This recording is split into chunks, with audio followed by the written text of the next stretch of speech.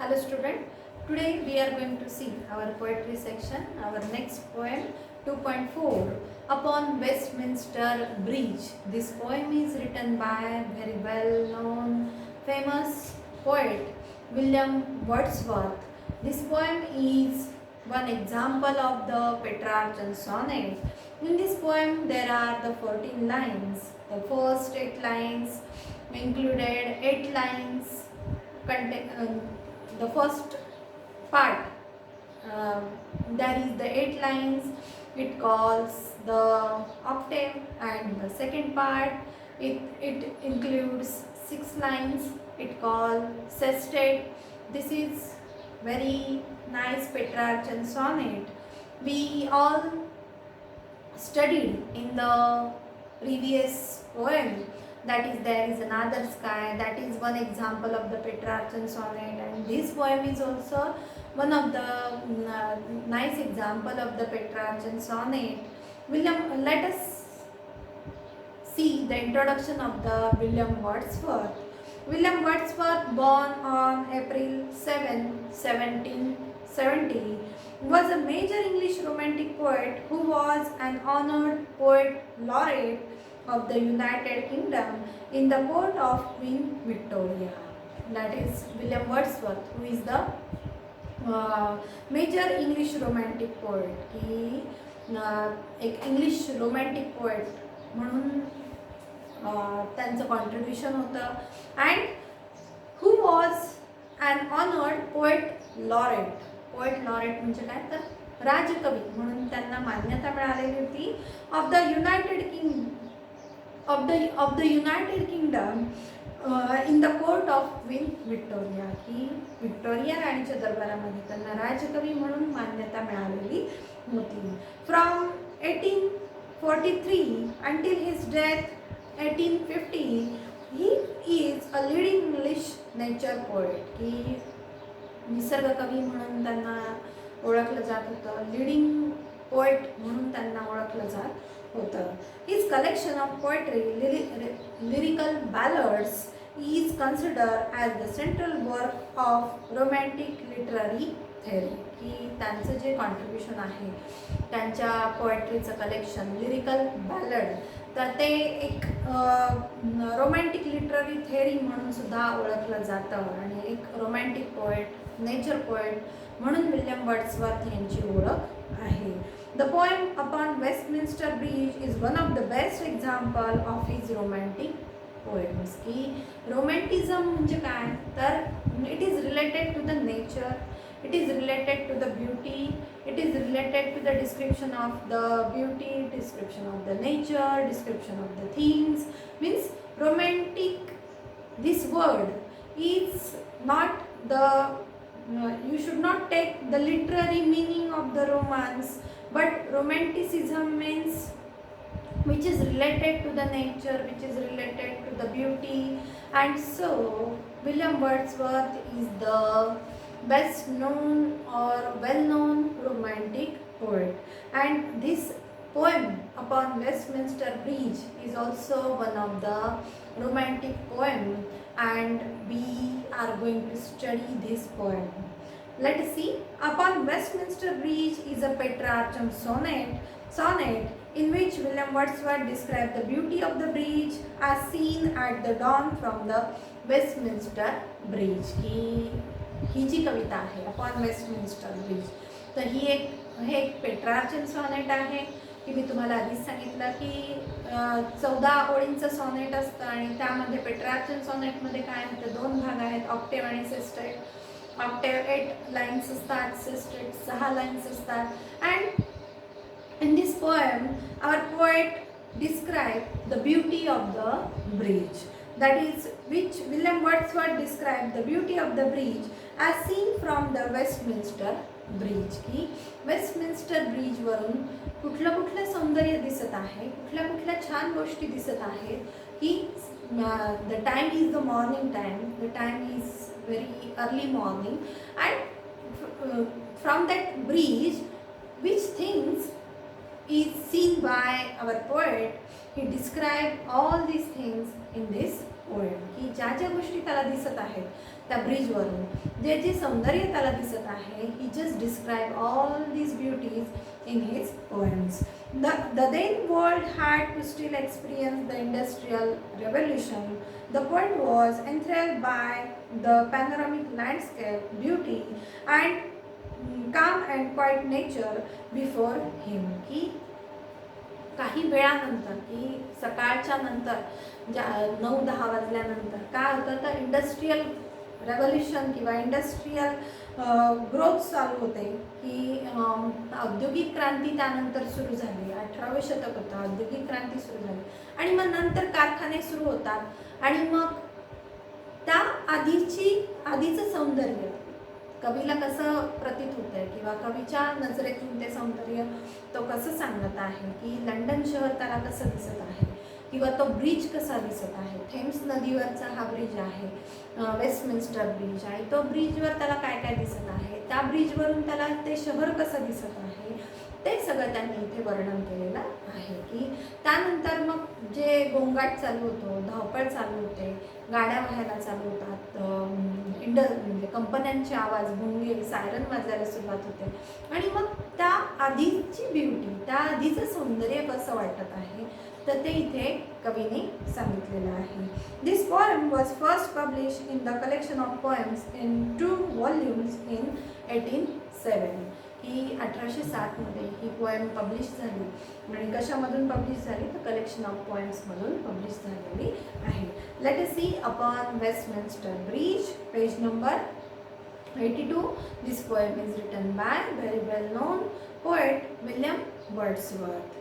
Earth has not anything to show more fair, dull would he be of soul who could pass by. A sight so touching in its majesty, this city now doth like a garment wear the beauty of the mountains, silent, bare, ships, towers, domes, theatres and temples lie. Open unto the fields and to the sky, all bright and glittering, the smokeless air. Here, this is the first part of the poem. That it includes 8 lines, and let us see line by line explanation. Let us see at first the first 2 lines. Earth has not anything to show more fair. की या पृथ्वीवर एवढं सौंदर्य कुठेही दिसणार नाही. की earth has not anything to show more fair, की एवढं छान, एवढं डिस्क्रिप्टिव्ह असं किंवा डिस्क्राईब करण्याजोगं असं सौंदर्य, अशी ब्युटी कुठेही पाहता येणार नाही. की एवढं फेअरनेस, की एवढी ब्युटी कुठेही दिसणार नाही. Earth has not anything to show, की पृथ्वी स्वतःहून असं सौंदर्य कुठेही दाखवू शकणार नाही. म्हणजे काय, the poet thinks that there is no place on the earth which is as beautiful as this one.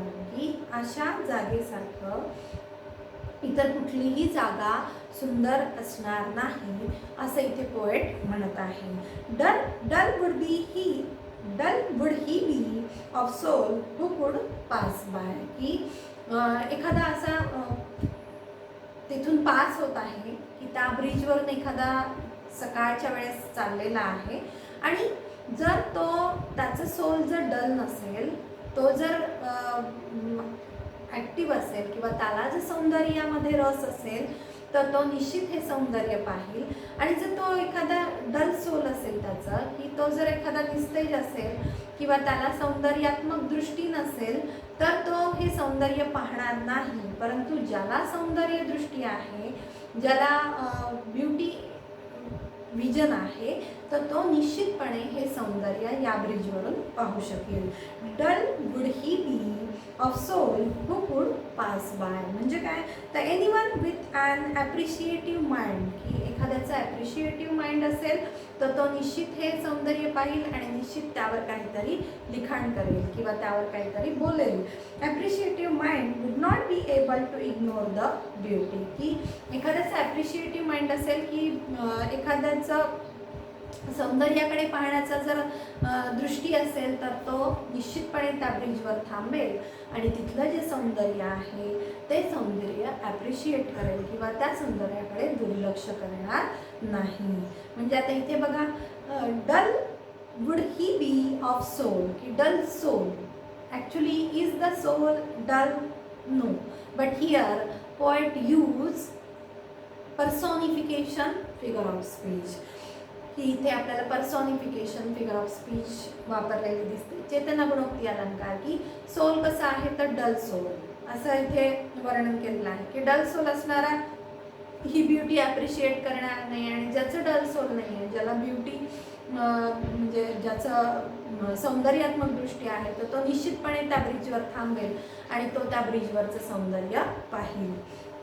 A sight so touching in its majesty, की हे जे दृश्य आहे, a sight so touching in its majesty, की अत्यंत सुंदर असं हे दृश्य आहे, छान सगळं दिसत आहे. The city now doth like a garment wear, आणि काय तर या शहराने एखादं कापड घातलेलं आहे, की सिटी नाव डॉथ, डॉथ म्हणजे काय तर does, this doth is the archaic word, की दिस एन्शियंट वर्ड, की जुना वर्ड आहे, ओल्ड इंग्लिशमधला हा वर्ड आहे. The city now doth like a garment wear, की जणू काही या सिटीने काय घातलेलं आहे, एखादं वस्त्र परिधान केलेलं आहे असं इथं पोएटला वाटत आहे. आता सिटी एखादं वस्त्र घालेल का, एखादं कापड घालेल का, तर नाही. म्हणजे again that is the example of the पर्सॉनिफिकेशन, that is the inanimate things works like the animate things, की जी निर्जीव वस्तू आहे तर ती सजीव असल्यासारखं भासवते किंवा सजीव व्यक्तीप्रमाणे काम करते. तर असं इथे वर्णन केलेलं आहे, की the city now doth like garment wear. Here again one another figure of speech, that is the simile. इथे लाईक वर्ड आलेला आहे, लाईक अ गारमेंट, की जणू काही ह्या शहराने एखादं कापड वस्त्र लावलेलं आहे, कापड घातलेलं आहे. The garment is compared with the city, की जणू काही वस्त्र घातलेलं आहे असं इथे डिस्क्रिप्शन दिलेलं आहे. म्हणजे काय तर दोन फिगर ऑफ स्पीच इथे आहेत. The beauty of the morning silent bare, आणि काय तर सकाळची ब्युटी आहे, मॉर्निंग ब्युटी आहे, आणि त्यामुळे सर्वत्र शांतता आहे. की बेअर म्हणजे काय तर कोणीही तिथे रस्त्यांवर नाही आहे, रस्ते कसे आहेत निर्मनुष्य आहेत, सायलेंटनेस आहे तिथे सगळीकडे, आणि म्हणून हे सौंदर्य मला पाहायला खूप छान वाटत आहे किंवा खूप आनंद येत आहे. Ships, towers, domes, theatres and temples lie, की हा सायलेंटनेस कशावर आहे तर शिप्सवर आहे, की तिथे जे जहाज उभी आहेत ते शांत आहेत, तिथे कुठल्याही व्यक्ती नाही आहेत त्या जहाजांवर. टॉवर्स, की जे घुमट म्हणजे तिथे जे टॉवर्स आहेत, उंच मनोरे आहेत, तिथेही कोणी नाही आहे. डोम्स म्हणजे काय जे घुमट आहे तिथेही चर्चचे जे घुमट आहेत तिथेही कोणी दिसत नाही आहे. थिएटर्समध्येही कोणी नाही आहे. अँड टेम्पल्स लाय, तिथे या सगळ्या गोष्टी, या सगळ्या ज्या थिंग्ज आहेत, की शिप्स झालं, टॉवर्स, डोम्स, थिएटर्स आणि टेम्पल्स, या सगळ्या वस्तू आहेत, ऑब्जेक्ट्स आहेत हे सगळे, तर तिथे अत्यंत शांतता पसरलेली आहे, बेअरनेस आहे, तिथे सायलेंटनेस आहे, आणि त्यामुळे ते जे सौंदर्य आहे ते आणखीनच छान वाटत आहे. Open unto the fields and to the sky, की शेतापासून ते आकाशापर्यंत सर्वत्र काय आहे तर नीरव शांतता आहे, सर्वत्र शांतता पसरलेली आहे, आणि त्यामुळे सभोवतालचं वातावरण अत्यंत छान वाटत आहे किंवा सभोवतालचा जो परिसर आहे तो खूप सुंदर दिसत आहे. Open unto the field and to the sky, all bright and glittering in the smokeless air, आणि काय तर all looks very much bright, all looks very much glitter, की सर्व चकाकत आहे, सर्वत्र प्रकाश पडलेला आहे, की मॉर्निंग आहे, हळूहळू सूर्य वरती येऊ लागलेला आहे, प्रकाश पडत चाललेला आहे. And all looks very much bright, very much glitter because of the smokeless air. की तिथे आता कंपन्या चालू झालेल्या नाही आहेत, तिथे कुठलेही प्रदूषण नाही, there is no pollution in that place. And so in that smokeless air की धूळ मिश्रित अशी हवा तिथे नाही आहे आता. हवा स्वच्छ आहे, सकाळची हवा आहे आणि त्यामुळे सर्व कसं दिसत आहे, very much bright, very much glittery. This is the first part of our poem. It is called octave, and in that first part we come to know that there is the use of personification, there is the use of simile, and if we see the rhyme scheme of the first part, what we come to know that fair by majesty where means A B B A. This is the rhyme scheme of our first part.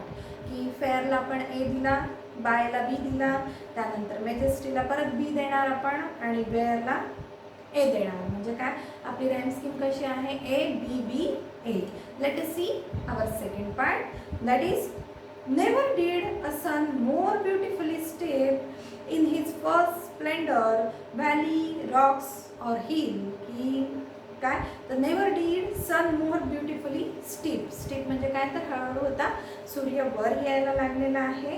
In his first Splendor की हळूहळू तो वरती येताना, in his first Splendor की सुरुवातीचे जे त्याचे raise आहेत, की त्याचे जे प्रकाश किरण आहेत ते कशावर पडत आहेत, तर in his first splendour valley rock or hill. ही व्हॅलीवर पडत आहेत, रॉक खडकांवर पडत आहेत, हिल तिथल्या ज्या हिल आहेत की ह्या सगळ्या उंच गोष्टी आहेत, उंच व्हॅली, त्यानंतर रॉक, त्यानंतर हिल, या सगळ्यांवर त्याचे फर्स्ट स्प्लेंडर पडत आहे की फर्स्ट त्याचे रेज पडत आहेत.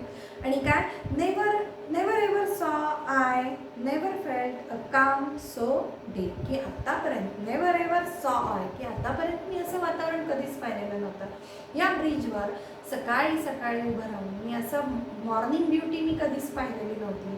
या ब्रिजचं सौंदर्य, या लंडन शहराचं सौंदर्य मी आत्तापर्यंत कधीही पाहिलेलं नव्हतं. नेवर एव्हर सॉ आय नेवर फेल्ट की आत्तापर्यंत मला असं कधीच जाणवलं नव्हतं. काम सो डीप की एवढं शांत वातावरण, एवढं नीरव शांतता मला आजपर्यंत कधीही पाहायला मिळालेली नव्हती.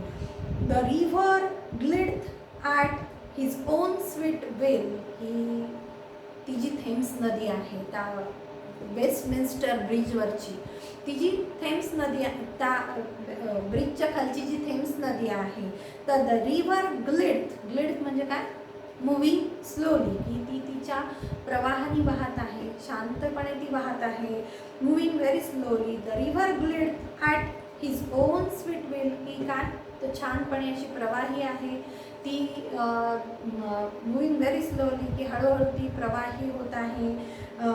At his own sweet will dear God the very house seem asleep. की हे परमेश्वरा, the very house seem asleep की प्रत्येक घर हे कसं आहे, तर शांत आहे, झोपलेलं आहे.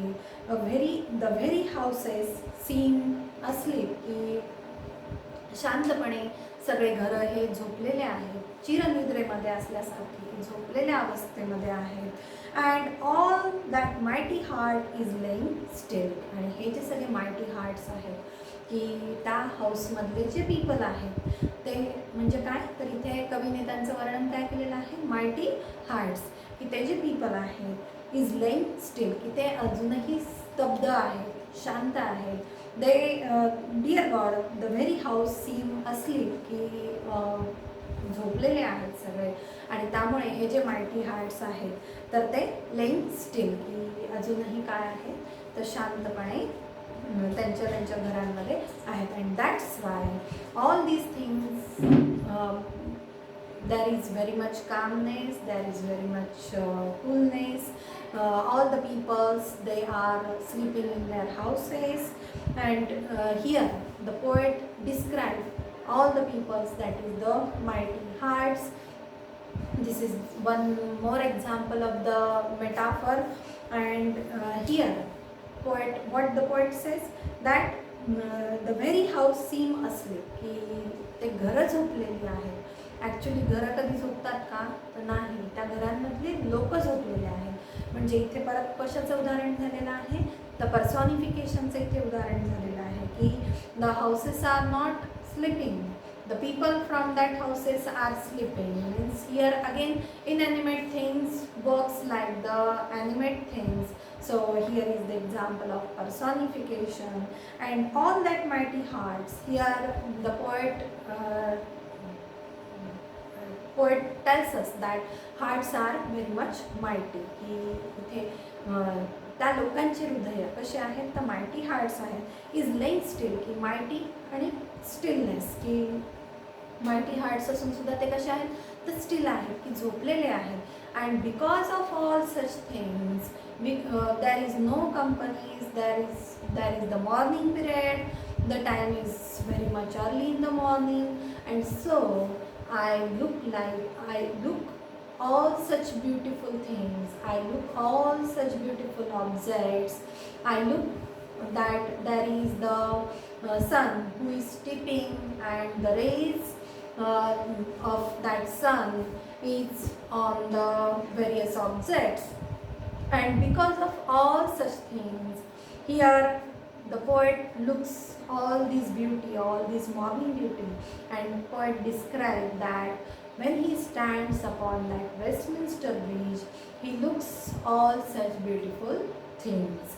And this is the second part. This second part includes 6 lines, and in these 6 lines he gives the example of the river, he gives the example of the sun, and he tells us that each and everything looks very much bright because of the smokeless air.